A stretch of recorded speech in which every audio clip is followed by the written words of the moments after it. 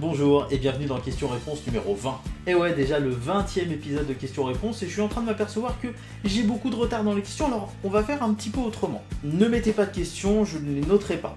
Je vais rattraper le retard que j'ai. Une fois que j'aurai rattrapé le retard, je vous dirai dans une vidéo, allez-y c'est parti, vous pouvez renoter des questions dans les commentaires. Et là ce que je ferai, c'est que j'en choisirai deux, donc que ce soit du mardi ou du jeudi, pour les traiter la semaine suivante. Si jamais votre question n'a pas été traitée, n'hésitez pas dans les épisodes de la semaine suivante à la remettre. Et si jamais vous trouvez une question pertinente, n'hésitez pas à lui mettre un petit pouce bleu, comme ça si je vois qu'il y a une question qui sort du lot, je la traiterai en priorité. Aujourd'hui on va parler encore de 3 clubs de Ligue 1, Amiens, Nice et le Paris Saint-Germain. Alors on a tout d'abord Bini qui me demande ce que je pense de la montée d'Amiens en Ligue 1. Eh bien j'en suis ravi pour un club qui n'a jamais connu la première division, qui a connu des déboires entre le professionnalisme, l'amateurisme, ça a été difficile à mettre en place, et puis qui s'est pérennisé depuis quelques années. Malgré des saisons parfois difficiles en deuxième division, ils ont réalisé une magnifique saison l'année dernière et ont largement mérité leur montée en Ligue 1. Ils se sont battus, et ce que je trouve intéressant dans ce club, c'est le mercato qu'ils ont fait pour cette saison. Amiens ne s'est pas contenté d'aller prendre des joueurs en Ligue 1, en Ligue 2, non, ils ont pris des joueurs au Portugal, en Italie, en Belgique, en Suisse, et même en Chine, même si c'est un joueur qu'on connaît bien, qui est Gaël Kakuta, qui est un joueur français et qui honnêtement apporte un très gros plus dans le jeu et à la finition de l'attaque côté amiénois. Après avoir connu 3 défaites, Amiens vient d'avoir 2 victoires et le club Picard se replace dans la course au maintien, notamment grâce à sa victoire face à Strasbourg, un concurrent direct. Alors que Amiens se maintienne, pas sûr, la probabilité est plus faible que pour d'autres clubs. Maintenant, ils peuvent très bien, dans la continuité de ces 2 victoires, nous proposer une bonne saison. Et d'ailleurs, je vais voir tout à l'heure, juste après avoir tourné la vidéo, le match Amiens-Marseille, et je leur souhaite un résultat positif. Ensuite, on passe à la question d'Axel OGC Nice qui me demande ce que je pense de la montée, de l'ascension du GIM lors des 2 dernières saisons. Je trouve ça formidable. Parce que il y a 3 ans de ça, le GIM était 11e, il me semble, de Ligue 1.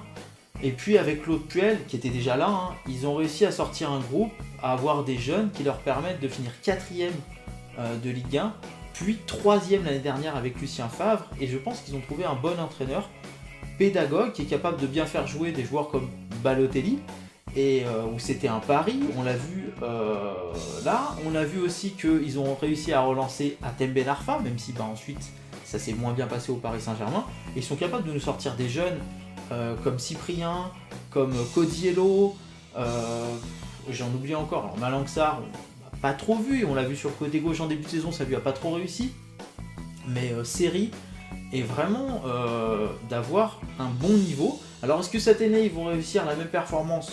J'en doute. Est-ce qu'ils peuvent, comme je l'avais dit pour le FC Nantes, se mettre en trouble fait pour l'Europa League? Pourquoi pas? En tout cas, on voit que leur campagne d'Europa League a très bien commencé avec une magnifique victoire 5-1, mais je leur souhaite d'aller le plus loin possible. Et honnêtement, Nice fait partie de ces équipes qui font plaisir. C'est-à-dire qu'à Nice, on crée du jeu. À Nice, on essaie d'être offensif. On fait venir des joueurs pour des paris comme Schneider, par exemple, et c'est très intéressant.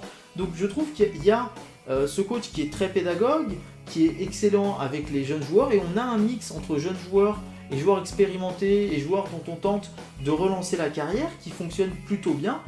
Et je leur souhaite de se pérenniser au moins dans la première moitié de tableau de Ligue 1. Si franchement Nice arrive à finir dans les 8 premiers de Ligue 1 tous les ans, ce sera un pari réussi. Et il y a derrière un projet qui peut être très intéressant si on y met un petit peu plus d'investissement comme on l'a fait pour l'Alliance Riviera. Au niveau de l'effectif, je pense qu'à terme, Nice peut prétendre tous les ans à être un concurrent direct pour la Coupe d'Europe. On va conclure avec le dossier Paris Saint-Germain. Et vous m'avez posé des questions, donc je pense à PSG ASR, Redel et Dipsy. Donc, qu'est-ce que je pense de l'attaque du PSG? Alors, on m'a parlé de Di Maria, Cavani et Neymar. Est-ce que je pense que cette attaque peut aller chercher une Ligue des Champions? Est-ce que le PSG peut gagner une Ligue des Champions avant 2020? L'attaque du PSG, maintenant, c'est plus trop Di Maria. On va dire que ce serait plutôt Neymar, Cavani, Mbappé, Draxler, je pense. Elle est formidable. Elle est formidable. Vous avez Cavani qui est un des meilleurs buteurs européens, Neymar qui est un des meilleurs joueurs du monde, Mbappé qui est le phénomène, une future star du football mondial, et puis Draxler pareil, qui fait partie de la nouvelle génération allemande et qui est un joueur extrêmement technique, extrêmement posé aussi, on l'a vu. notamment avec la Mannschaft. Elle est magnifique cette attaque, et cette attaque est l'une des meilleures d'Europe. Elle peut faire mal à tout moment, en plus on voit l'intégration de Mbappé qui s'est très bien passée, franchement c'est incroyable ce jeune joueur qui arrive au PSG, qui s'intègre parfaitement, qui marque directement, qui est décisif tout de suite avec son nouveau club. C'est magnifique pour la Ligue 1. Aller gagner la Ligue des Champions avant 2020, le truc c'est que oui ils en sont capables, notamment, alors moi je vais parler de l'apport par exemple de Daniel Alves. On a un joueur qui est très expérimenté, qui est un leader. Je pense que le PSG avec Daniel Alves a trouvé un leader. Il reste Thiago Motta qui est leader aussi dans le groupe, mais on a Neymar aussi qui avait porté, rappelez-vous, en 2014 le Brésil, et dès que Neymar s'était blessé, le Brésil était fantomatique, donc ça apporte aussi.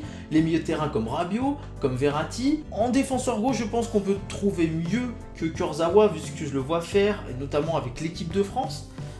Mais sinon, on a une équipe qui est plutôt complète. Alors peut-être un gardien de plus haut niveau dans les années à venir, peut-être un autre défenseur central, et pour étoffer aussi un petit peu le milieu de terrain. Mais sinon, oui, l'effectif du PSG est capable d'aller gagner une Ligue des Champions en 2020. Oui, je pense que cette année, ils sont capables d'aller au moins en demi-finale. Et après, ça se joue à pas grand-chose. Ça joue à l'expérience, ça se joue à un tir au but, un coup franc, ça se joue à vraiment que dalle ensuite une place demi-finale ou finale. Mais oui, l'attaque du PSG peut les amener loin. Oui, cette équipe du PSG est capable d'aller en demi-finale dès cette année.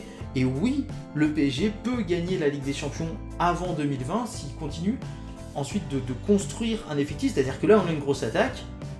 Les années qui viennent, au prochain mercato, il va falloir consolider le milieu de terrain et défense, plus gardien, je pense. Et là, ça peut aller au bout. Voilà, bah écoutez, j'espère que vous êtes satisfait de mes réponses. N'hésitez pas en commentaire à me dire ce que vous en pensez, vous, de Amiens, du PSG et de l'OGC Nice. Je vous invite donc à ne pas mettre de questions dans les commentaires, je ne les prendrai malheureusement pas en compte. Je rattrape mon retard comme je vous l'ai expliqué, et je vous redirai quand vous pouvez en remettre dans les commentaires. Si la vidéo vous a plu, le pouce bleu, le partage, et puis l'abonnement, pour qu'on soit de plus en plus nombreux pour que mon foot à moi devienne notre foot à nous.